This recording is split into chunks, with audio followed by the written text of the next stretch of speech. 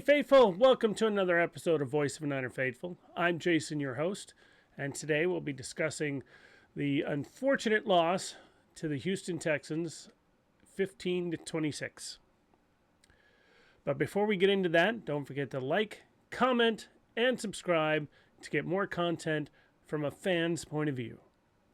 And side note, thank you for my newest subscribers. I finally got over 100. Thank you very much. Hopefully I'll start growing a bit more. So let's get into it. It was a tough loss. No doubt about it. Lots of disappointment. I can already hear. I'm doing this, taping this on Monday before I go to work. I wanted to give myself a little cool down time. I have not listened to anybody else. I don't like to listen to anybody else until after I do my own. I want to give my own opinion and not be influenced by what other people have said. So what I saw was Mac Jones not being mobile. Yeah, he had a couple of rushes that of his own that he was able to get a couple first downs, but he couldn't escape the pocket, and that's where his sacks came in and the pressures. And now the next part of that is obviously the offensive line. Lots of pressure because of the offensive line, and a lot of it came from the outsides. You're thinking, all right, so Colby and Purdy, they're still fairly new. Colby the rookie, Purdy was only his second year. But these came from the outside. So McKivitz and Trent Williams. Now the first thing you're thinking, oh, they're just doing horrible. This is terrible. I'm going to incline to say, yeah, they had a bad game, but I'm not going to put the full blame on them, only because of the guards. McKivitz and Trent Williams are having to compensate for how the guards are doing their job. So they're trying to help them, which makes them look worse than what's actually happening. And in this game, it was completely unfortunate. Remember, the Texans have the number one defense. Number one defense. And with trying to help the guards, the tackles just got overrun.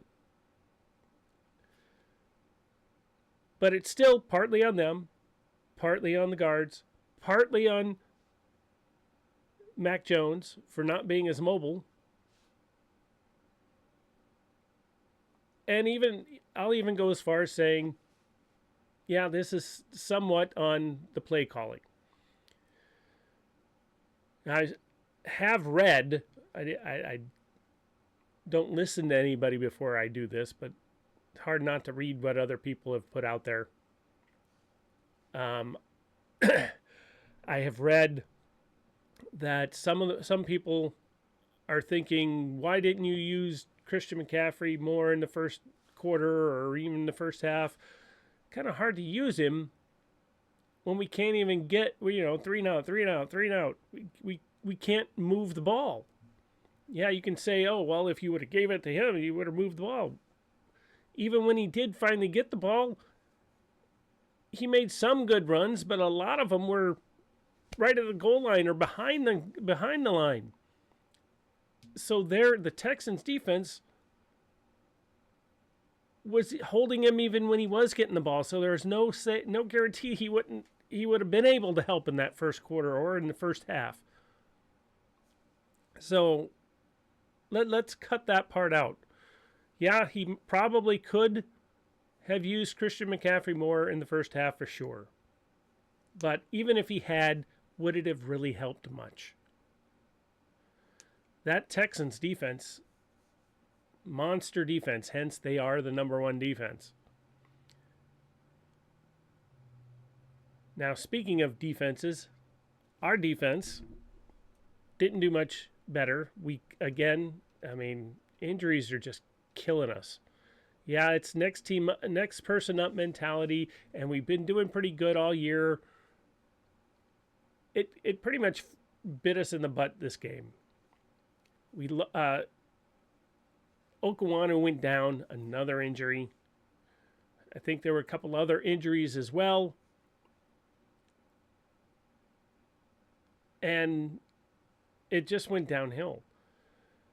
Tatum Bethune, there are a couple good pluses here. Tatum Bethune, 14 tackles, 4 of them solo. Malik Mustafa, 12 tackles, 6 solo. D. Winters, 11 tackles, 7 solo. Upton Stout, 9 tackles, 6 solo. And that list goes on.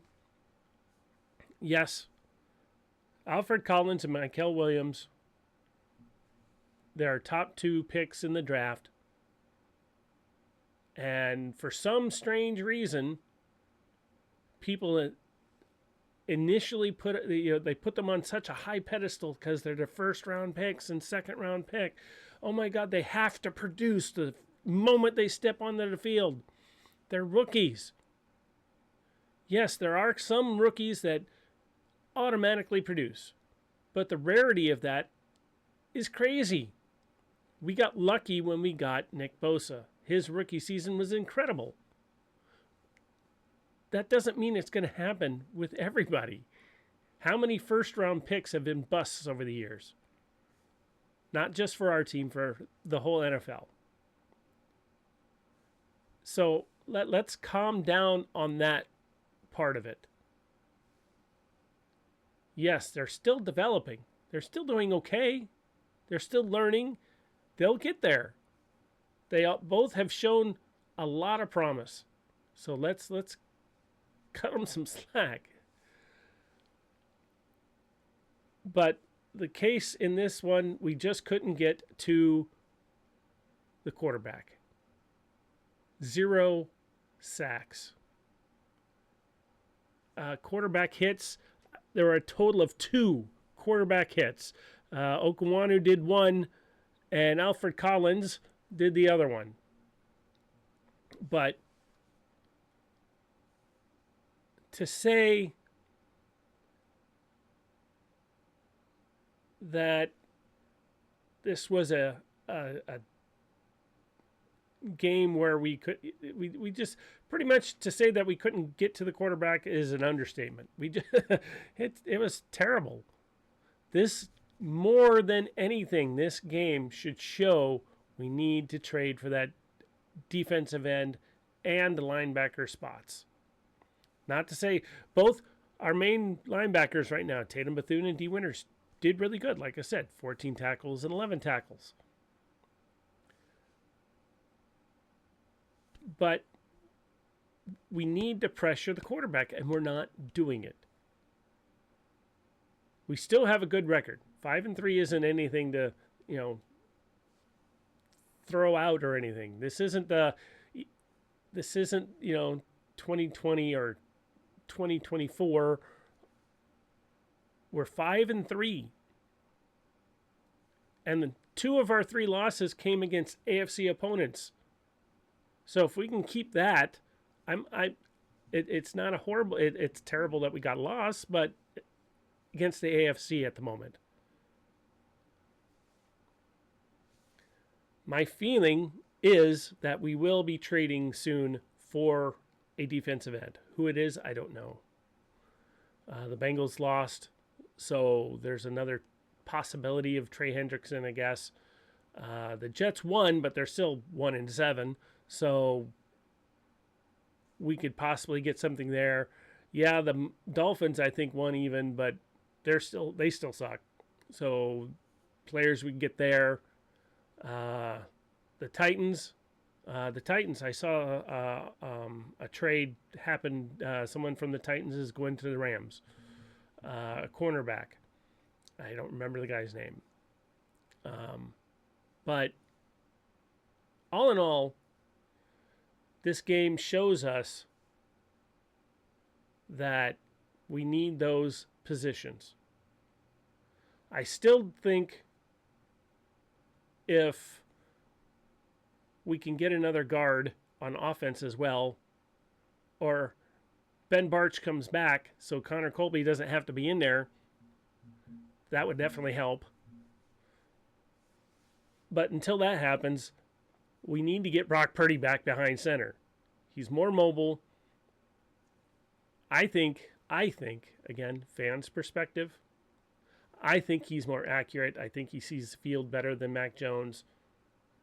Not to say that Mac Jones hasn't done a good job for the team since he's been in, but he is a backup quarterback.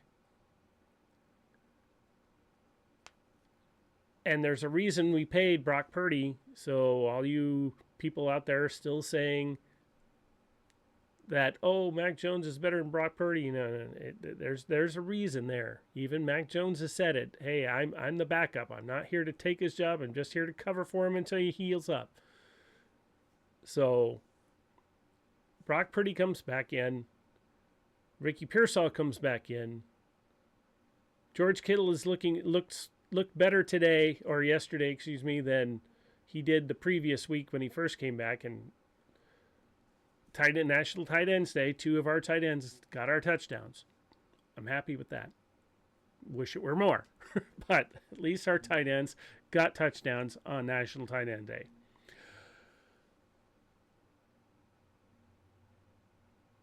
So, I think we need to, as a team, go back to the drawing board. We got the Giants coming up, another artificial turf, but I still think we need to get Brock Purdy back in there, yes, on artificial turf for this game against the Giants, if he's healthy enough, and make sure he gets any rust that he might have off before Week 10's game against the Rams. That, to me, is the most important right now. The Rams game and then the Cardinals game after. If we can win, preferably both, but at least one, we'll have a good upper hand on the NFC West because of our record against NFC West opponents. All 3 of them just had a bye week. They got all their bye week, and then ours is week 14. It's crazy. But down the stretch, we are as much as we again got some injuries again to yesterday. Our main people are getting healthier again. Like Brock Purdy's almost fully up there. Ricky Pearsall is almost fully up there. Ayuk, I keep reading things that, hey, there's a possibility. It's possible. Week 10, maybe. He's going to be back at some point this season.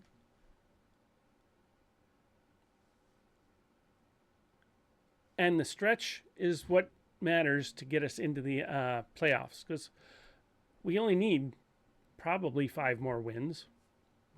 I think that's doable. So let's work on that. Let's concentrate on that. Let's move to the next opponent, the New York Giants, and learn from this experience of going against the number 1 defense. I'm sure that both Shanahan and Saleh have already thought up new ideas, new things to try, new things to practice on. And with all the rookies and newer players, it's a learning experience.